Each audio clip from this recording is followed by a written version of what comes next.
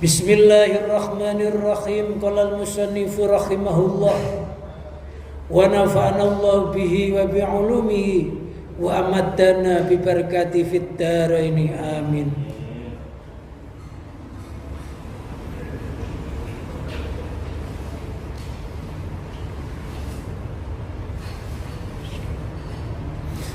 Wa anan nasa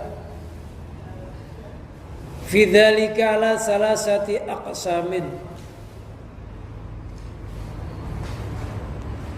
ghafilin munhamikin fi ghaflatihi qawiyat dairatu khissihi wan tamasat hadratu qudsihi fanadaral iksan minal makhluqin walam yashhadhu min rabbil alamin imma i'tiqadan fasirku jaliyun wa imma istinadan fasirku khafiyun. Wa anan nasa, dan sesungguhnya manusia fi dzalika, di dalam yang demikian itu mensikapi nikmat-nikmatnya Allah yang diberikan kepada mereka itu ala salah satu aksamin, atas 3 pembagian. Yang pertama ghafilin munhamikin, rupanya ghafilin munhamikin fi ghaflatihi. Yang pertama kelompok manusia ghafilin yang lupa, munhamikin yang sangat atau yang mentok, yang puncak, fi ghaflatihi, di dalam kelupaannya. Qawiyat dairatu khissihi,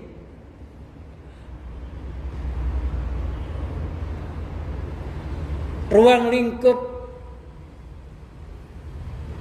indranya sangat kuat. Wa tamasat hadrati qudsihi, dan telah terhapus di kehadiran kesuciannya Allah. Fanadarul ihsan minal makhlukin, orang tersebut memandang kebaikan datangnya, kebagusan datangnya dari makhluk. Walam yashadhu min rabbil alamin, dia tidak memandang atau menyaksikan datangnya kebaikan itu dari Tuhan semesta alam. Ima i'tiqadan, ada kalanya hal tersebut i'tiqadan diyakini, diiktikadkan, fasirku jaliyun, kalau itu diiktikadkan maka kemusyrikannya adalah musyrik yang terang-terangan. Syirik yang begini ini kalau dia mati belum tobat sampai ke bawah mati, dosanya nggak diampuni oleh Allah. Wa imma istinadan, ada kalanya penyandaran. Fasirku khafiyun, maka kemusyrikannya adalah syirik yang khafi, syirik yang samar.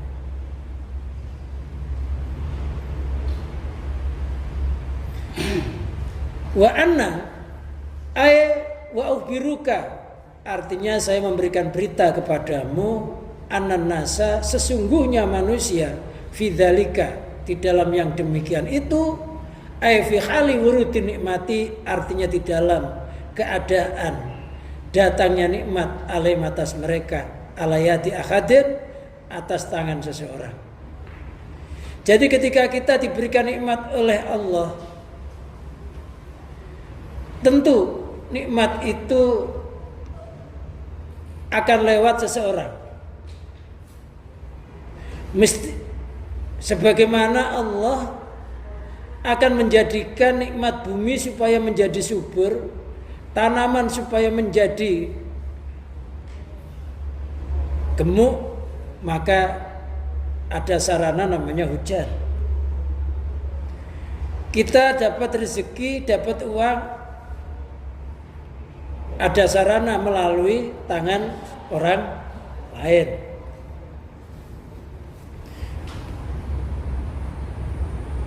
Istri melalui tangan suaminya, pekerja melalui tangan bosnya atau atasannya.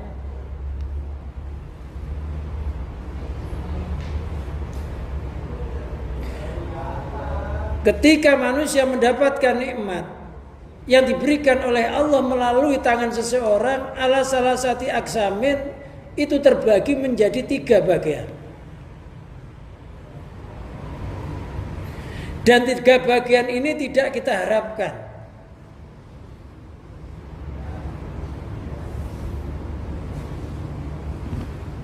Terjadi kepada diri kita.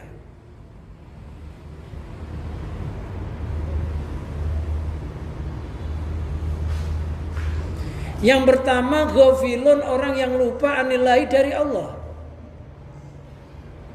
Munhamikun, yang mentok atau yang sangat bighaflati, di dalam lupanya.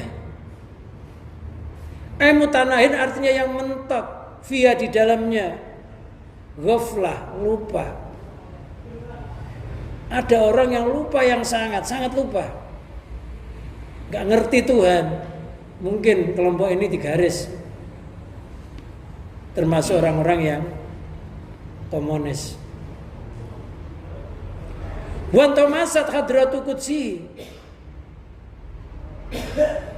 dan terhapus, wantomasat, dan terhapus apa hadratu qudsi, kesuciannya, pasowanan. Hadratu tanzih, artinya hadrahnya kesucian. Wal muradu, bermula yang dimaksud biar dengannya hadratu qudsi,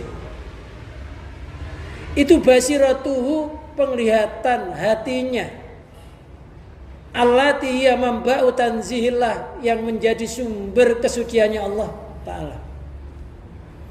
An kulima, dari tiap-tiap sesuatu, layaliku, yang tidak patut, bi, dengannya mah. Ada orang yang memang mata hatinya itu terhapus, melihat nikmat itu utuh, nikmat itu.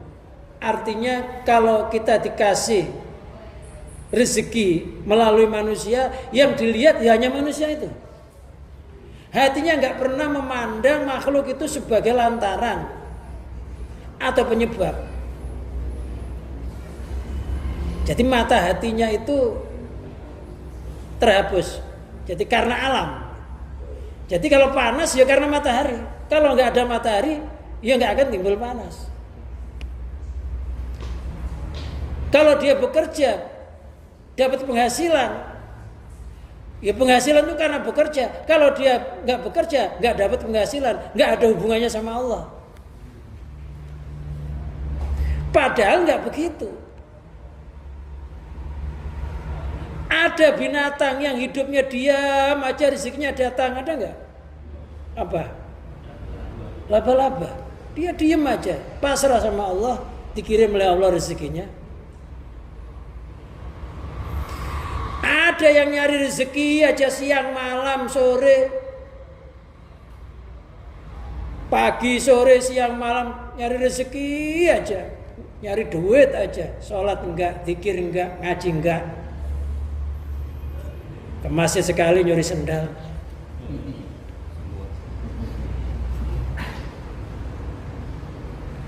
Tapi ternyata enggak barokah, karena keluar dari jalur.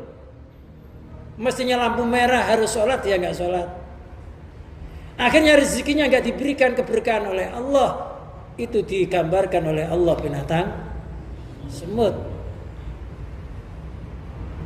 Ada yang bisa mengatur waktu,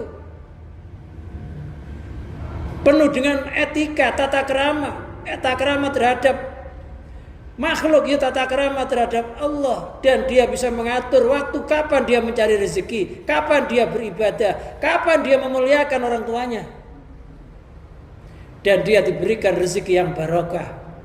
Binatang apa? Lebah. Lebah itu ada namanya ratu lebah yang nggak pernah keluar dari rumah. Ada nggak? Ratunya itu nggak pernah ikut-ikutan nyari makanan. Dan ratu lebah itu sangat dihormati oleh para lebah. Bahkan kalau ratu lebah itu dipindahkan, maka seluruh lebah ikut pindah. Jadi kalau kita pengen memindahkan lebah, nggak usah lebahnya kita tangkepin, kita pindahin satu persatu, tapi cukup ratu lebah kita ambil, kita ikat dengan rambut atau benang, maka semuanya akan ngikut. Ratu lebah itu ibarat guru, ibarat kedua orang tua kita. Jangan sampai guru, orang tua kita disuruh bekerja. Jangan sampai anak manggil orang tua dari kampung, lumayan mengurangi tugas, lumayan buat bantu-bantu nyuci. Lumayan orang tua datang dari kampung buat bantu-bantu ngomong anak. Ada nggak ya gitu? Anaknya suruh bantu nyuci, ngomong anak, pulang anak orang tuanya masih diomel lagi sama anaknya. Nah, ada nggak? Ya nggak sedikit. Jadi orang tua itu meringankan beban kalau dibawa ke kampung. Tapi kalau kemauan sendiri ya nggak masalah. Tapi jangan menjadi dibebani. Mestinya orang tua didatangkan dari kampung ke kota, ya untuk biar mendoakan kita. Udahlah bapak, orang tua itu suruh doa, suruh wirid, doain, mudah-mudahan anak-anaknya diberikan kesuksesan. Si ratu lebah itu ibarat orang tua, ibarat guru yang senantiasa mendoakan anak buahnya.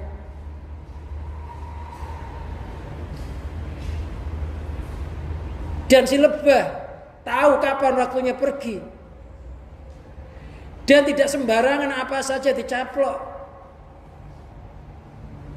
Enggak, istilahnya enggak kayak orang Jawa yang mengatakan enggak peduli sandal, enggak peduli bantal, asal nyengkal diuntal. Enggak ngerti halal, enggak ngerti haram lah, yang penting untung. Enggak ada perhitungan. Tapi kalau lebah perhitungan, enggak semuanya diembat. Semuanya diembat. Lebah enggak mau ada tai, makan tai enggak mau, najis. Ya. Enggak sembarangan dimakan. Mata lebah itu senantiasa tertuju kepada sesuatu yang halal, sesuatu yang bagus-bagus, yang wangi-wangi. Kayak toh kembang. Lain dengan matanya, lalat, mata semut. Lalat, semut itu matanya tertuju kepada sesuatu yang busuk-busuk, yang gak enak. Datangi. Semut itu bangkai ya doyan, daging ya doyan, gula ya doyan, apa aja timbat. Matanya senantiasa tertuju kepada sesuatu yang busuk, termasuk lalat. Jangan kayak mata lalat. Ada tai mampir, ya. Ada bangkai mampir.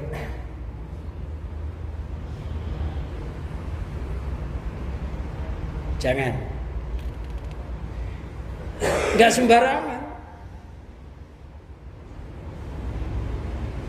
Tapi ketika dibongkar rumahnya apa yang terjadi? Walaupun lebah itu kelihatannya kalau pulang nggak bawa makanan, nggak kelihatan kan? Kembangnya nggak dibawa kan? Nggak, nggak kelihatan dia bawa apa-apa. Kalau semut kelihatan nggak? Nasi satu gotongan rasa kampung, ya, rame-rame. Kalau kita kayak di Gardu gitu, ya, rame-rame. Ya, hanya satu ngopi lo, hanya secangkir lo 2 jam. Kelompok semut ya. Nah, semut itu lebarannya di bawah, semuanya rame-rame. Itu bukan salaman, tuh bisikin. Sana lo ada nasi, sana lo ada, dikiranya salaman. Bisikin, itu ada makanan di sana. Ayo bareng-bareng keroyokan. Ya, apa aja kalau ketahuan semut, mesti temennya diundang, ya kan? Ya, ketemu satu aja makanan, diundang. Lo lebah dibongkar nggak ada.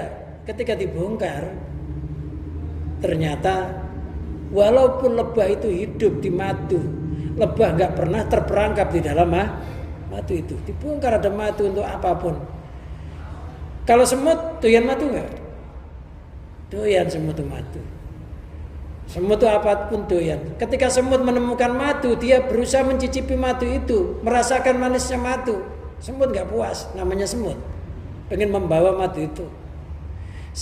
Akhirnya Surya semakin ke dalam, semakin ke dalam, semakin ke dalam. Karena serakah terhadap madu itu. Apa yang terjadi kepada semut? Semut akhirnya tenggelam di dalam madu, nggak bisa kembali pulang. Karena sudah terlanjur merasakan manisnya madu. Akhirnya pengen lebih puas, maju, akhirnya terperangkap. Nggak bisa keluar karena lengket di dalam madu itu. Yang terjadi apa?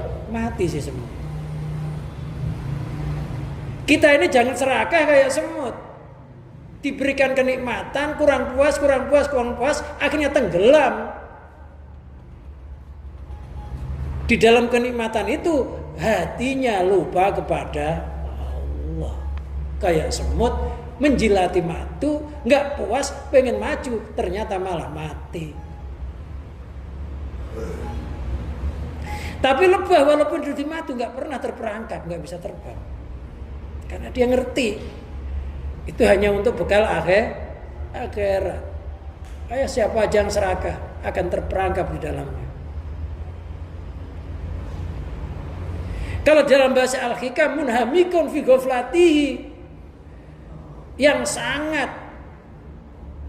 mentok di dalam kelupaannya. Indranya itu sangat kuat, ruang lingkup indranya sangat kuat. Apa yang dilihat, ya itulah yang diyakini. Melihat matahari, hatinya nggak pernah mengitikadkan bahwa yang mewujudkan matahari itu Allah. Ketika kena panas, hatinya nggak pernah mengitikadkan bahwa panas itu yang menimbulkan hakikatnya Allah, ya matahari itu. Jadi percaya terhadap alam, terhadap benda, lupa kepada zat yang menciptakan benda itu atau alam itu pembagian yang pertama. Orang dapat nikmat, ya utuh nikmat itu. Ya karena gelarnya, ya karena usahanya, ya karena akalnya, karena ini harta warisannya, nggak ada hubungannya sama Allah.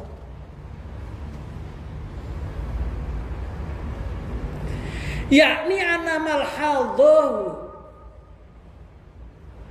sesungguhnya lirikan hatinya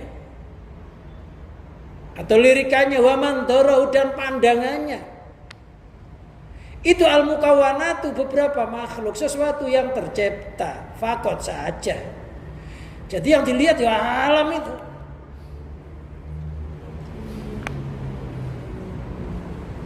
Mal ghaflati anir Rabb, serta lupa dari Allah. Tergiur oleh kenikmatan, lupa kepada zat yang menciptakan kenikmatan.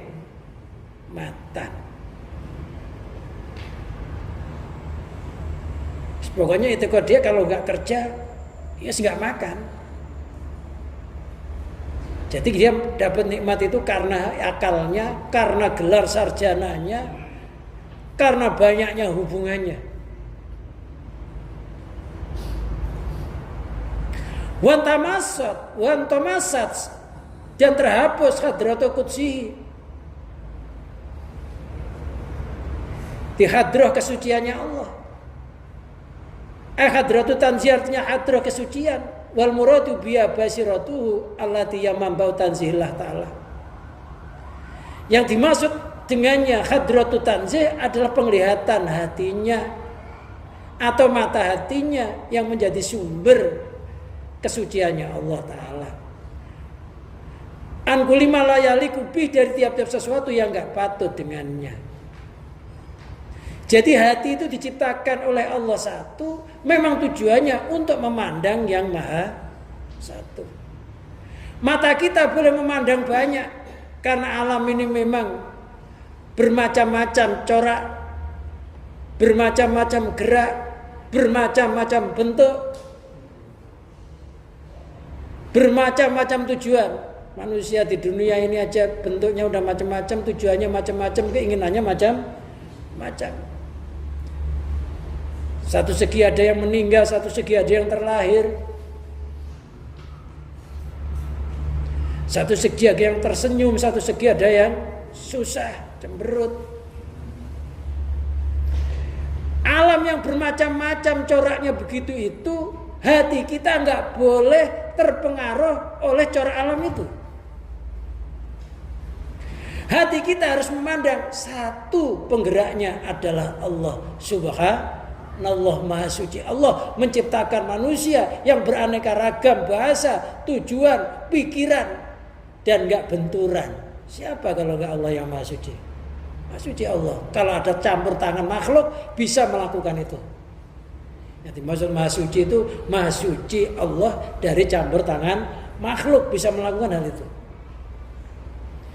Hati nggak boleh terpengaruh oleh alam, tapi hatinya cukup Allah, Allah.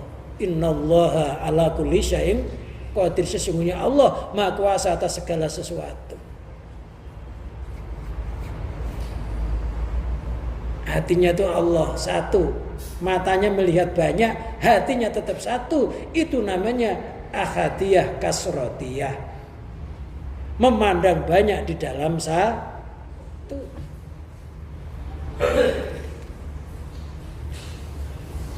Jangan sampai pecah, terpengaruh. Jadi kejadian apapun, ya termasuk bencana, hujan, angin, kasus-kasus kejahatan apapun, ini sebenarnya penggeraknya satu. Hatinya nggak boleh mengatakan ini bukan takdir Allah, hatinya tetap takdir Allah. Garis. Memang umurnya dunia sekarang ini ya kayak begini ini. Di Indonesia umur dunia ya sudah begini ini. Semakin lama ya nggak semakin baik. Karena sudah jauh dari Nabi, jauh dari sahabat, jauh dari ulama-ulama salafus sholih. Dunia makin lama nggak makin baik, makin rusak. Itu sudah ditakdir.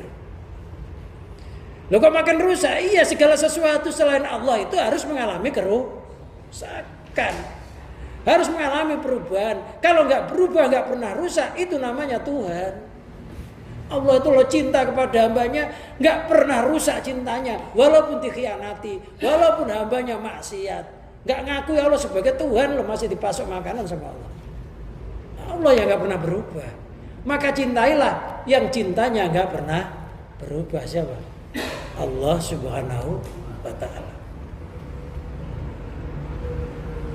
Fanadharul ihsan sadiran minal makhlukin. Fanadharul ihsan, dia memandang alisana akan kebaikan, kebagusan, sadiran, sesuatu yang keluar minal makhlukin, dari makhluk. Jadi dia memandang kebaikan itu timbulnya dari makhluk, bukan dari Allah. Loh padahal Allah itu punya nama Al-Muhsin, zat yang maha berbuat kebagusan. Kebagusan kita ini loh, kebaikan kita ini loh dibalap oleh kebaikannya Allah. Dibalap enggak? Dibalap. Seandainya Allah tidak menentukan kita di dalam Lauhul Mahfuz, sekarang kita itu ngaji, nggak mungkin kita bisa ngaji. Ternyata ngaji kita ini sudah disebut oleh Allah, kun pada tahun sekian, hari sekian, jam sekian kamu ngaji. Ya ada aja kesempatannya. Namanya sudah dikun oleh Allah, fayakunu, maka terjadi sekarang ngaji ini. Seandainya Allah nggak nyebut kunnya, kita ngaji, terjadi ngaji nggak? Oh berarti kita ngaji ini karena baiknya Allah menyebut kita orang yang ahli ngaji. Makanya kita ngaji, ternyata kebaikan kita bisa ngaji kepada Allah itu loh, dibalap oleh kebaikannya Allah. Sebelum kita melakukan sholat, itu Allah sudah nyebut dulu ketika kita beruparah, kun kamu nanti sholat. Ya walaupun dihalangi kayak apa, sudah takdirnya dulu disebut oleh Allah sholat, ya tetap sholat. Walaupun diancam, kalau kamu sholat nanti dia pecat, tetap aja sholat. Memang takdirnya sholat. Loh berarti orang sholat itu kan berbuat kebaikan kepada Allah. Tapi kebaikan kita ini ternyata dibalap oleh kebaikannya Allah. Seandainya Allah nggak mentakdir kunnya kita sholat, terjadi sholat nggak? Ternyata sebelum kita berzikir kepada Allah, menyebut nama Allah, Allah telah menyebut nama kita, dijadikan orang baik. Berarti isinya apa ya kita ini? Isinya ya bersyukur. Alhamdulillah ya Allah, saya bisa ngaji. Di sela banyak orang sibuk gak bisa ngaji. Alhamdulillah ya Allah, saya bisa memakmurkan masjid. Di sela-sela orang susah untuk memakmurkan masjid. Ini kalau bukan kebaikanmu kepadaku, gak mungkin hal ini terjadi kepada diriku. Jadi yang jelas kebaikan dalang itu membalap kebaikan wayangnya. Gitu. Balap gak? Balap. Jadi kita hanya bersyukur, alhamdulillah ya Allah. Makanya makom yang tertinggi itu bersyukur. Maka oleh Allah dikatakan qalilam ma tashkurun. Sedikit sekali kamu sekalian yang berterima kasih. Sedikit. Yang banyak terlena, terlelap, tenggelam di dalam kenikmatan, lupa kepada Allah, zat yang menciptakan nikmat itu. Yang dilihat makhluk. Di hari yang sama, waktu yang sama begini ini, banyak orang yang mestinya dibuat ngaji, dibuat janjian. Saya harus ketemu ini, ketemu itu, gitu ya. Sekali kita ikuti hal itu, maka terus menerus kita akan disibukkan oleh makhluk. Kita mau ngaji aja, ada tamu kita temui. Nanti minggu depannya begitu lagi.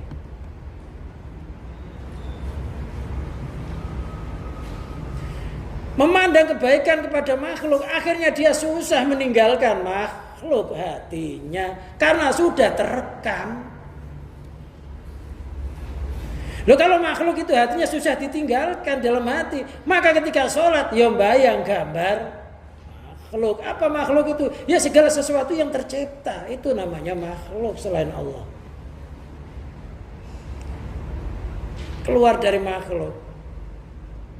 Padahal makhluk itu laksana patung-patung yang nggak punya roh. Makhluk itu ada yang menggerakkan, ada yang menghendaki.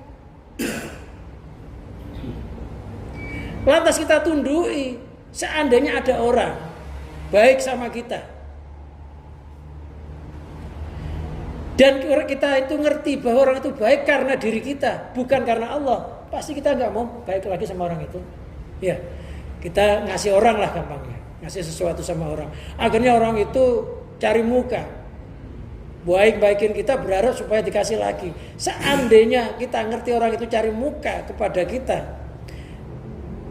nggak memandang yang ngasih itu Allah, dikiranya kita itu sebagai Tuhannya, pasti kita juga jengkel sama orang itu. Karena seluruh makhluk ini butuh sama Allah. Menyembah, seluruh makhluk ini menyembah Allah. Loh, kita kok nyembah makhluk? Kambing itu hina, nggak pernah nyembah sama kambing, nggak pernah nyembah batu. Jadi semuanya keluarnya dari makhluk. Jadi matanya itu bisnis, siang malam ya semut. Kalau nggak ketemu orang kayak kehilangan sesuatu yang sangat berharga kalau nggak ketemu rekannya. Tapi nggak sholat nggak pernah merasa kehilangan. Nggak ngaji nggak pernah merasa kehilangan. Karena matanya sudah tertutup oleh makhluk, lupa Khalik. Ya oleh Allah memang nggak disebut ahli ibadah. Maka kita bersyukur, ngaji ini bersyukur. Nikmat ngaji ini kalau bisa jangan sampai dicabut oleh Allah. Kalau perlu berdoa mati dalam keadaan ngaji, itu ya.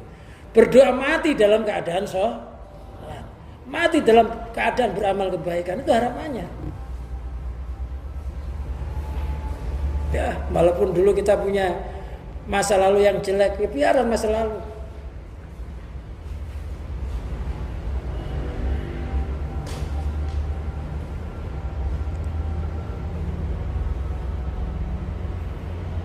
Mending bekas kiai apa bekas maling?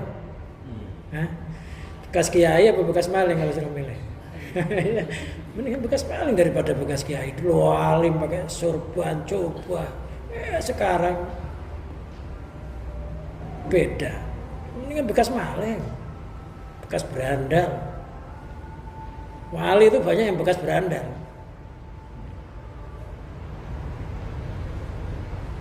Ada enggak yang bekas orang alim? Ada. Bal'am al-Ba'ura, orang alim dicopot keimanannya oleh Allah. Baru seorang alim mau mati dicopot keimanannya oleh Allah. Qarun orang alim mau mati juga dicopot keimanannya oleh Allah, matanya hanya melihat dunia. Tapi kita naudzubillah min dzalik, walaupun di dunia kalau bisa mudah-mudahan hati kita enggak pernah di dunia, tapi ke alam ulwi, ke alam keluhuran tetap ingat kepada Allah. Tetap hati kita, roh kita di alam yang besar, jangan ikut-ikutan di alam yang kecil, yaitu dunia yang serba terbatas dan banyak resiko dan tantangannya. Walam yashhad min rabbil alamin, dan dia tidak menyaksikan, walam yashhadu, dan dia tidak menyaksikan kebaikan itu min rabbil alamin, dari Tuhan semesta alam. Ya benda itu.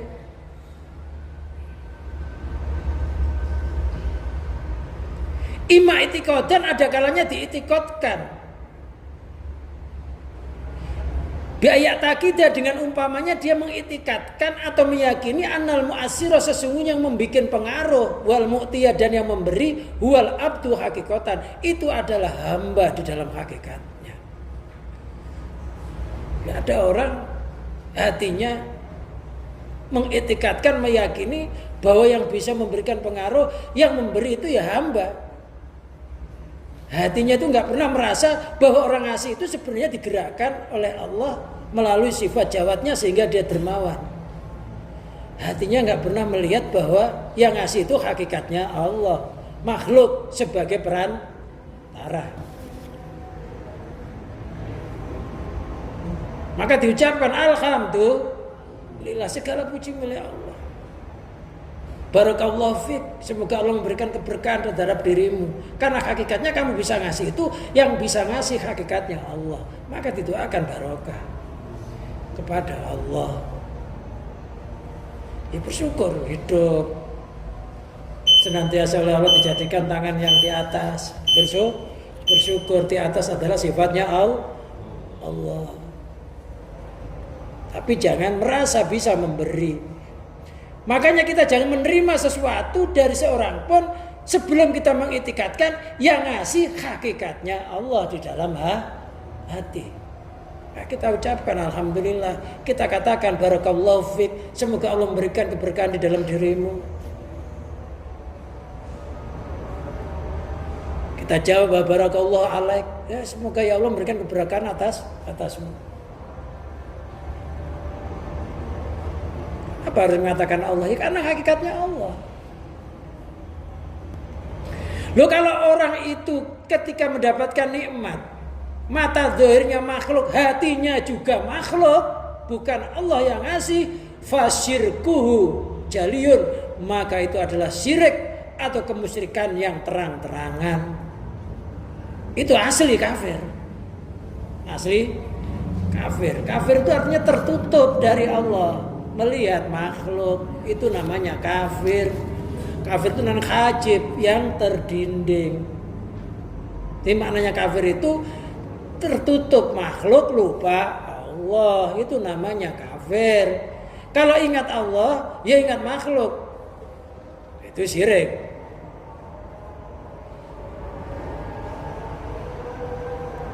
Nanti syiriknya ada lagi, namanya syirik khafi, bukan kopi.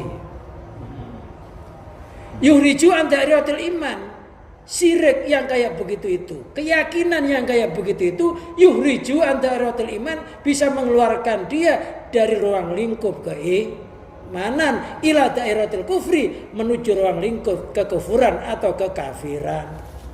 Kafir.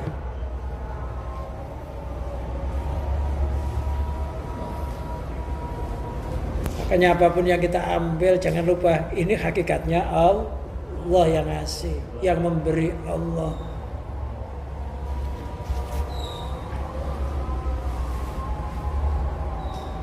Jangan sampai matanya dunia, hatinya ya dunia. Itu jangan sampai terjadi.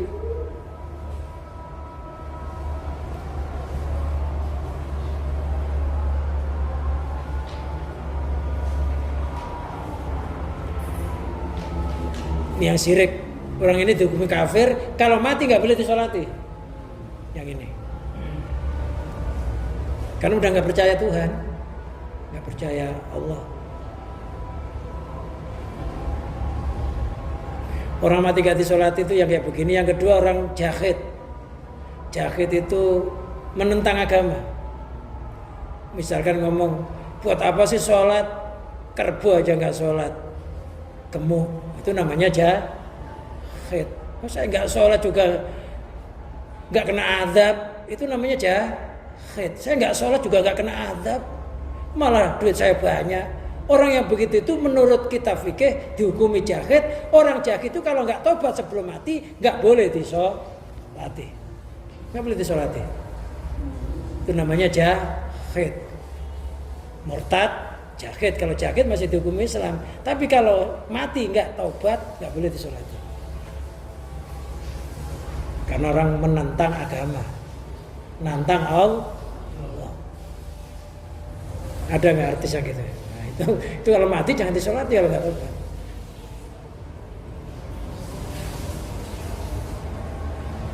Mirzani, nah itu jahid.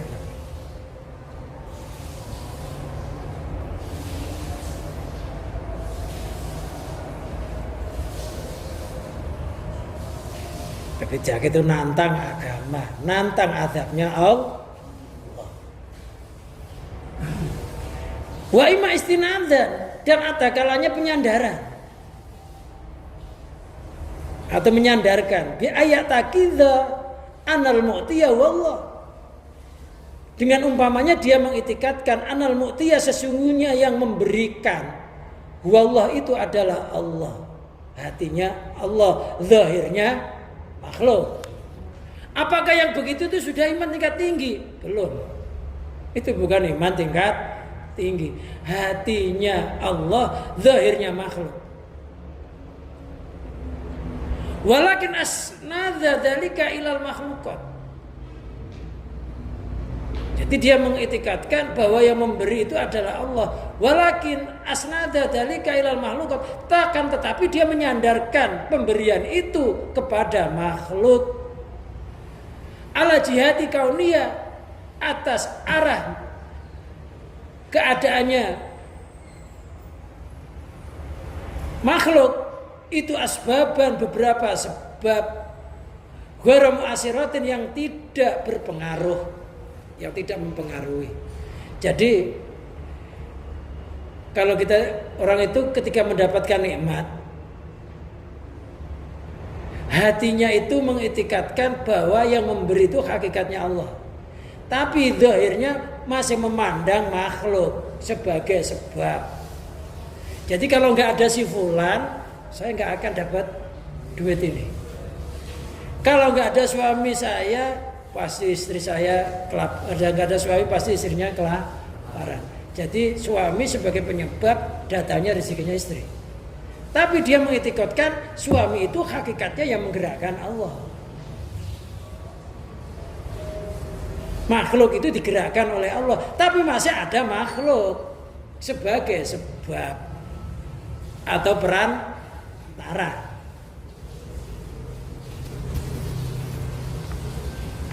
Jadi makhluk sebagai perantara ini biasanya umumnya umat Islam ya, makhluk sebagai perantara umumnya. Tapi jangan kita ngikuti yang umum. Kalau ikuti yang umum biasanya nggak dapat kursi yang enak. Kalau dihidangi juga hidangan yang nggak spesial karena umum. Tapi nyarilah yang VIP. Ada yang VIP. Jangan umum aja sampai mati. Umumnya orang ya makhluk itu sebagai sebab. Kalau nggak kerja ya nggak makan, gitu ya. Kalau nggak istirahat ya kecapean. Kalau nggak sekolah ya bodoh. Padahal nggak ada yang nggak sekolah nggak bodoh. Orang-orang yang diberikan ilmu laduni oleh Allah. Siapa? Termasuk Nabi Khidir. Rasulullah itu nggak sekolah. Nabiul ummi, buta huruf. Tapi mendengar langsung hafal. Kalau kita ya baca berkali-kali lupa lagi. Terus ngaji gini ya bisa lupa kok nanti.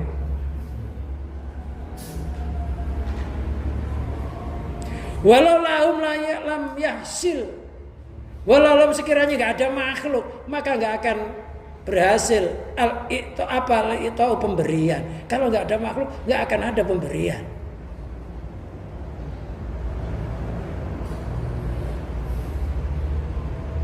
Nah, makhluk sebagai sebab itu Sunan Kalijaga menyentuhkan adanya wayang itu lantaran itlaul asbabu makanan musabbabatu. Idza laulal asbab, karena jikalau tidak ada beberapa sebab, pastilah nggak ada beberapa musabab. Jadi ada hukum sebab dan akibat.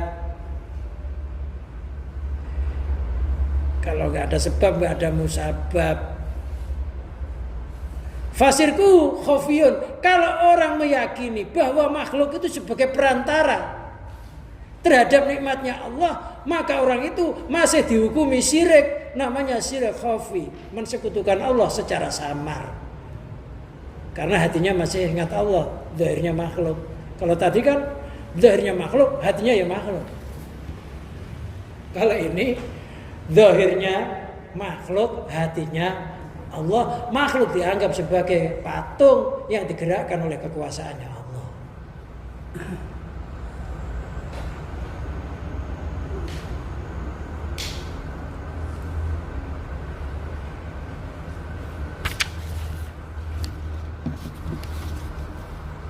Li'anna asyraka, oh tadi belum nih. Fa idza qila lahu manil ladzi ataka, masalan lewat tadi. Fa idza qila lahu, kalau kelewat malah cepet ngajinya ya. Makanya diam aja.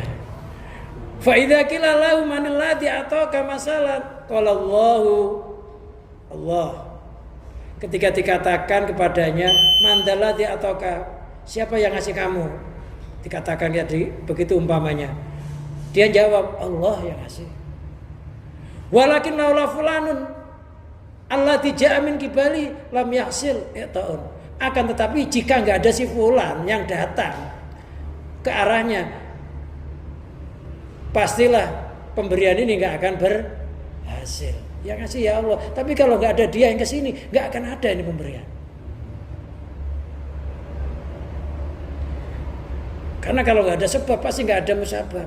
Oh, keyakinan yang begitu itu fasirkuhu khofiyun. Kita kan sering ya, kalau nggak ada si dia, ya pasti saya nggak akan ketolong. Untung ada si dia. Jadi makhluk itu masih gambar. Nah ini keyakinan kita. Untung ada si dia, ketolong saya. Ya itu masih syirik loh ya gitu. Ternyata masih keyakinan kita ini ternyata masih syirik. Kita nggak sadar kalau itu masih dosa gitu. Itu dosa ya begitu. Dosanya hati.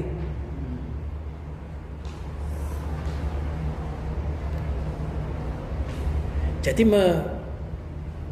meyakini bahwa ombak itu menjadi penyebab terhantamnya karang. Ombak itu menjadi penyebab terhantamnya karang sehingga karang itu menjadi hancur. Padahal ombak itu tidak menjadi penyebab. Jadi dia tidak bisa satu hatinya bahwa ombak itu hakikatnya laut itu. Jadi hatinya itu ombak itu sendiri, laut itu sendiri. Laut menggerakkan ombak, memecahkan karang. Berarti pecahnya karang itu penyebabnya karena ombak. Padahal ombak itu ada enggak? Ombak itu hakikatnya ya laut itu. Tapi dia memandang sendiri. Ibaratnya pohon mangga itu kembangnya itu sebenarnya bijinya itu. Daunnya itu ya sebenarnya ya bijinya itu. Karena daun kembang itu kan penampakan dari kebesarannya biji. Kembang sama biji itu tunggal apa pisah? Hakikatnya tuh tunggal. Jadi biji itu ketika tajalli menampakkan kebesarannya nimbul akar, batang sampai benar satu. Bukan kembang itu menjadi penyebab terjadinya buah. Buah sama kembang itu satu apa bisa? Oh, buah itu keluarnya dari kembang itu kok penyebab. Tapi orang yang nggak ngerti dikiranya kembang itu sebagai sebab keluarnya buah. Daun sebagai penyebab keluarnya kembang. Batang menjadi penyebab keluarnya ranting. Penyebab, ada sebab. Padahal itu tunggal. Semuanya itu sebenarnya mangga kan? Buahnya buah mangga. Daunnya daun mangga. Kembangnya kembang mangga. Mangganya nggak boleh hilang. Itu mangga sebenarnya. Jadi mangga itu bukan buahnya aja. Ya daunnya itu ya mangga sebenarnya. Lah hatinya orang mukmin itu melihat semuanya itu mangga, sudah daunnya itu nggak ada. Secara hakikatnya, karena daun itu adalah tajalinya biji. Tajali itu penampakan.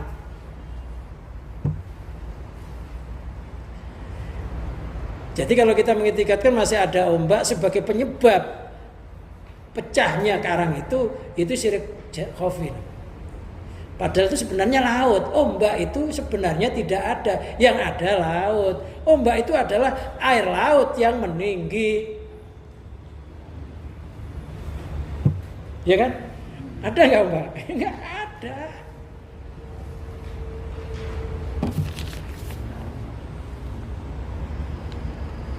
Tapi ada yang mengitikadkan begitu itu. Apa boleh? Orang yang begitu itu masih dihukumi orang Islam. Kalau mati ya wajib disolati, ya dikafani, ya dikebumikan sebagaimana layaknya yang syirik khafi. Li'anna asyraka ma'allah ghairu, karena dia telah mensekutukan Allah bersama lainnya. Nah Allah itu nggak boleh disekutukan di dalam zat, sifat, asma, af'alnya. Jadi hati kita itu nggak boleh ada selain Allah, baik wujudnya, baik kehendaknya, sifatnya, nggak ada, nggak boleh dalam hati. Maka wirid kita kan la ilaha illallah wahdahu la syarikalah. La ilaha, nggak ada Tuhan itu maujud illallah kecuali Allah. Wahdahu la syarikalah, dengan sifat esanya nggak ada yang mensekutui. Sedangkan kita masih menggandeng makhluk sebagai sebab kepada Allah. Bersama Allah. Katanya wahdahu la syari, dengan sifat esanya, sifat tunggalnya nggak ada yang mensekutui, nggak ada selain Allah. Lahul mulku wa lahul hamdu, lahul mulku wa lahul hamdu. Kerajaan, pujian hanya milik Allah. Yuhyi wa yumit, yang menghidupkan dan yang mematikan. Yang menghidupkan Allah, yang mematikan Allah. Nggak ada mati karena alam, mati karena kebentur ya nggak ada, mati karena disambar petir ya nggak ada. Semuanya itu hakikatnya mati karena Allah. Yuhyi wa yumit. Yuhyi yang menghidupkan, wa yumitu yang mematikan. Wa huwa ala kulli syai'in qadir. Allah Dzat Maha Kuasa atas segala sesuatu. Sebenarnya nggak ada mati karena ketabrak. Ini semuanya itu mati karena Allah. Mobil kalau nggak diizini Allah bisa jalan nggak? Supirnya bisa nyopir nggak? Dia teledor, yang bikin teledor siapa? Ya Allah hakikatnya. Tapi karena mata kita terlalu banyak melihat makhluk, hati kita ikut-ikutan, akhirnya pecah pandangan hatinya.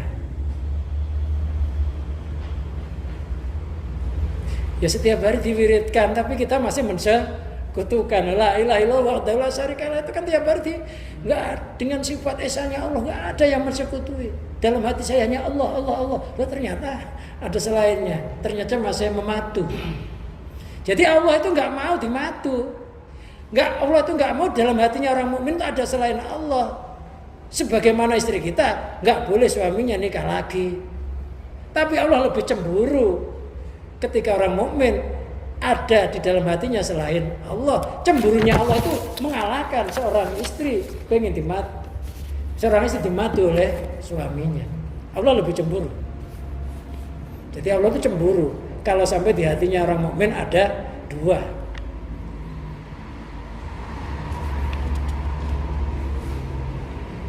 Wa huwal makhluk, siapa selain Allah itu? Ya makhluk.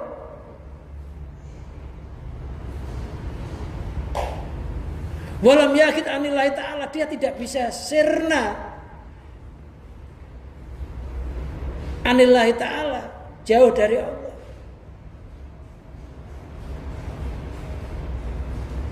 Jadi hatinya dia masih ada Allah, ya masih ada makhluk. Matanya melihat Allah, matanya tetap Allah, hatinya tetap Allah, tapi zahirnya makhluk. Makhluk digerakkan oleh Allah. Ini faham thariqah. Faham thariqah itu memandang makhluk itu kayak mayit. Di kafan, dimandikan, disabuni, dikafani, dikubur. Itu masih syirik sebenarnya. Kita itu kan banyak kan, digerak, dihidupkan, dimatikan, dijalankan, di. Berarti masih ada lantaran nggak kalau di? Masih.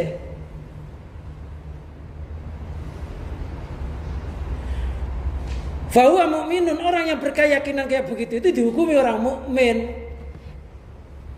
Lakin yuksha alail kufru, tapi dikhawatirkan nanti kalau nggak belajar ilmu tauhid, nggak belajar ilmu hakikat makrifat, dikhawatirkan nanti terjadi kufur ketika akhir hayatnya.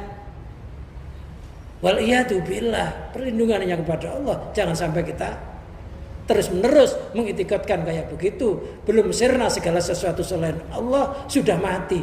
Kalau bisa itu kita mati sudah sirna dalam hati kita segala sesuatu selain Allah, tinggal Allah, sehingga lesannya licin mengucapkan kalimat la ilaha illallah. Ucapan itu nggak akan gampang kalau masih digandoli makhluk. Nggak ada Tuhan selain Allah, kita masih menuhankan selain Allah kan. Menganggap selain Allah punya manfaat, punya bahaya, ya susah ngucapin la ilaha illallah. Nah yang terakhir itu yang kayak apa? Yang terakhir udah tenggelam di dalam samudra tauhid. Ya Allah itu wa nahnu aqrabu ilaihi min hablil warid. Kami Allah lebih dekat daripada urat iring lehernya. Artinya Allah itu bukan dekat, lebih dekat. Lalu Allah itu sangat dekat, butuh lantaran enggak? Enggak, kita aja, saya mau ngasih, Mas Budi ini mau ngasih kertas, saya itu dekat. Ini dekat enggak? Saya butuh lantaran enggak kalau mau ngasih? Dekat aja enggak butuh lantaran. Sesuatu yang butuh lantaran itu sesuatu yang berjarak, gitu loh. Sedangkan antara hamba dan Tuhan itu enggak ada jarak. Jadi Allah menggerakkan tubuh kita itu enggak ada jarak, itu langsung Allah. Allah menciptakan nafas kita itu langsung Allah. Allah mengedipkan mata kita itu ya langsung Allah melalui sifat kodratnya, sifat basornya. Allah memberikan kita pendengaran itu ya langsung Allah melalui sifat samanya. Jadi enggak ada lantaran sebenarnya. Tapi kita mengitikadkan ada peran para. Sebenarnya nggak ada jarak. Sesuatu yang nggak berjarak kok ada lantaran gimana? Sesuatu yang butuh lantaran itu, perantara itu sesuatu yang berjarak. Itu tukang pos, itu kita kirim ada tukang posnya. Allah itu bukan dekat begini, sangat dekat. Loh kok nggak kelihatan? Loh, karena sangat nggak kelihatan. Tulisan ini bisa kelihatan apabila berjarak. Tapi kalau kita tempelin di mata kelihatan nggak? Nggak kelihatan. Karena sangat. Nah Allah lebih dekat daripada kertas yang ditempelkan di mata ini. Kekuasaannya, kehendaknya, ilmunya. Sebenarnya nggak ada lantaran. Kedekatan hamba dan Tuhan itu menurut kitab Al-Hikam ini laksana garam dan asinnya. Garam dan asinnya itu pisah apa kumpul? Pisah apa kumpul? Bukan kumpul, tunggal. Jangan salah. Kalau kumpul tuh dua jadi satu. Ya. Garam sama asin tuh bukan, nggak bisa ya, nggak kumpul tapi tunggal. Yang asin tuh ya garam itu. Lalu kalau kumpul ini ada dua, terus menyatu, namanya kumpul.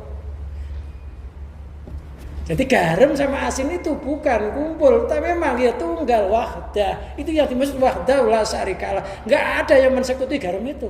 Karena asin itu hakikatnya ya garam itu gitu loh.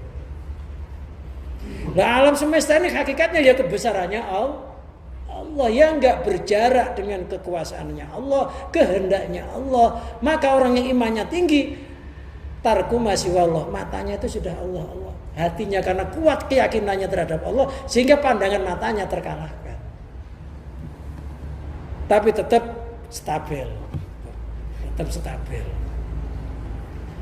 Jadi sudah nggak ada ombak, yang ada laut. Sudah nggak ada asin, yang ada garam. Sudah nggak ada putih, yang ada kafan. Ini yang lebih tinggi lagi. Yang sudah nggak syirik khafi. Kalau kita kan kafan sendiri, putih sendiri, asin sendiri, garam sendiri. Jadi Allah itu nggak butuh perantara karena Allah itu sangat dekat. Loh kalau Allah itu butuh perantara berarti Allah itu lemah. Lemah nggak? Iya lemah. Sekarang gini aja lah. Allah memberikan wahyu kepada Nabi Muhammad melalui perantara malaikat Jibril. Itu istilah loh. Perantara itu istilah loh. Sebenarnya jasadnya Jibril itu milik siapa? Hidupnya Jibril milik siapa? Rohnya Jibril milik siapa? Kehendaknya Jibril milik siapa? Nama Jibril itu milik siapa? Ternyata Jibril itu ada nggak? Muhammad, jisimnya Muhammad, rohnya, kehendaknya ada nggak Muhammad itu sebenarnya? Itu hanya simbol saja. Sebenarnya Jibril Muhammad itu tunggal, bukan manunggal loh ya. Tunggal. Tapi dalam istilah Jibril perantara untuk menghantarkan wahyu. Bagaimana Jibril merantara? Kalau perantara itu biasanya punya kehidupan sendiri gitu loh. Perantara itu punya, saya itu butuh karena saya nggak bisa menyampaikan kepada Mas Budi itu saya butuh seseorang. Orang itu punya hidup sendiri, saya punya hidup sendiri, lantas menghantarkan. Tapi kenyataannya hidupnya Jibril milik Allah, jisimnya Jibril milik Allah, rohnya Jibril milik Allah, kehendaknya Jibril milik Allah. Muhammad juga sama. Ternyata tunggal apa bisa? Ternyata sebenarnya satu gitu loh. Hatinya semuanya milik siapa? Ternyata Muhammad ada enggak? Yang dimaksud Muhammad itu jisimnya, yang dimaksud jisim itu rohnya, yang dimaksud roh itu hidup. Semuanya ternyata milik Allah. Itu yang dimaksud nah ada, tapi hakikatnya nggak ada. Kayak bayangan, kelihatannya ada, tapi hakikatnya nggak ada. Bayangan sama yang bercermin itu kumpul apa bisa? Salah lagi, tunggal. Kalau kumpul itu bayangannya ada, terus kita datangi, ternyata namanya kumpul. Bayangan sama yang bercermin kumpul apa bisa? Tunggal. Kalau kumpul berarti sudah ada duluan bayangannya, atau orangnya ada duluan baru bayangannya datengin. Kumpul itu ada dua loh. Sebenarnya antara yang bercermin sama yang bayangan itu tunggal. Ketika kacanya pecah, kemana bayangan itu? Ya nggak ada, sebenarnya bayangan itu yang bercermin itu. Kacanya pecah kemana? Ketika ada matahari menyinari air di bumi, di kolam, di danau, di situ ada matahari di danau. Matahari, bayangan matahari sama matahari tunggal apa bisa? Kumpul apa bisa? Tunggal nggak? Kumpul nggak bisa, itu sebenarnya tunggal. Ketika airnya pecah, kering, kemana bayangannya? Bukan bayangannya kembali seret, begitu bukan. Ya bayangan itu hakikatnya matahari itu, bukan kalau airnya itu pecah kering terus bayangannya naik gitu. Apa begitu kira-kira? Itu bisa dikatakan kalau gitu kumpul namanya. Tapi hakikatnya memang bayangan itu tidak ada. Makhluk itu enggak ada. Itu yang dimaksud la ilaha illallah, artinya la maujuda illallah, enggak ada yang wujud sejati kecuali hakikatnya hanya Allah. Itulah iman yang tertinggi. Ya tinggal kita memilih aja, silakan. Ya gerayangin sendiri kita ini udah nyampe mana imannya. Ya kalau puas ya nggak usah ditingkatkan. Percuma khatib tiap Jumat ngomong ittaqullah, tingkatkan iman dan takwa.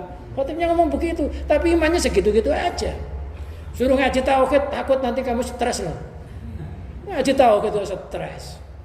Jadi survei yang ngaji stres karena ngaji sama stres karena dunia banyak mana? Ngaji kok stres, sama-sama stres. Orang gila sama Allah sama gila sama dunia, milih mana? Loh kalau sama-sama gila ya milihan gila sama Allah, sama-sama gilanya. Itu orang yang menghambat keimanan. Itu setan-setan yang berjalan supaya iman kita tidak sempurna kepada Allah. Itu orang-orang yang merintangi jalan Allah supaya kita tuh matinya nggak sempurna. Kan orang mati itu hatinya harus tunggal, bukan menyatu ya. Sebenarnya tunggal. Jadi manunggaling kawula Gusti itu, manunggaling kawula Gusti itu istilah sebenarnya adanya yang maha tunggal. Satu.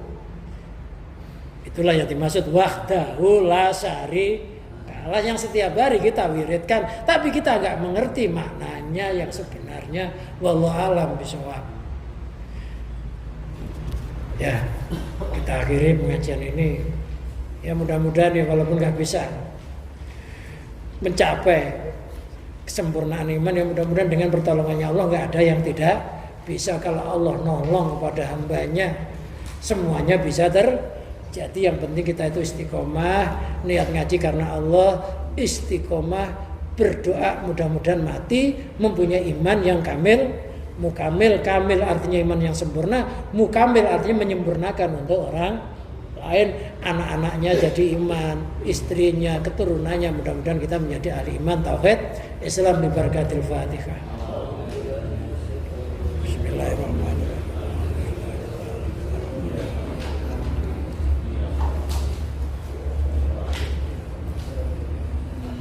Allahumma salli wa sallim wa barik ala sayyidina Muhammad sayyidil awwalin wal akhirin syahadatina sahabi sayyidina rasul ajmain hamdan yuwafi ni'am wa yukafi mazida ya rabbana lakal hamd kama yanbaghi li jalalika wajhika wa atimi sultanik. Allahumma bi mujizati jamil anbiya wal mursalin wa bi syafaati sayyidina maulana Muhammadin sallallahu alaihi wasallam wa bi karamati barakati Syekh Abdul Qadir Al-Jilani wa bi karamati Ibnu Athilah Sekandar Mansarokam Imam Sargawa Jami Masyahin Alal Muntaha wa bi idnillah waridallah. Ya Allah ya Allah ya Allah, ikdi hawaijana min hawaijiti wa dunya wal akhirah wa antar syukuna lana la dunya lima la dunya dunya wa antar fa'anal bala wal ghala wal waba wa ta'un wa jami amradil badan wa rikhal ahmar wa ta'al akbar bil jiswarruh wal mikan madara min hama baton min baladina Indonesia khosah waj'alna wa ahlana min ahli imani wa tauhid wal islam wa min ahli istiqamah wa min ahli husnil khatimah. Rabbana atina fid dunya hasanah wa fil akhirati hasanah wa qina adzabannar. Sallallahu ala sayyidina Muhammadin wa ala alihi washabbihi wa barik wasallim wa akhiru da'wana anil hamdulillahi rabbil alamin. Kurang lebihnya mohon maaf yang besar-besarnya. Saya hanya sekedar menyampaikan. Akhirul kalam, wassalamualaikum warahmatullahi wabarakatuh.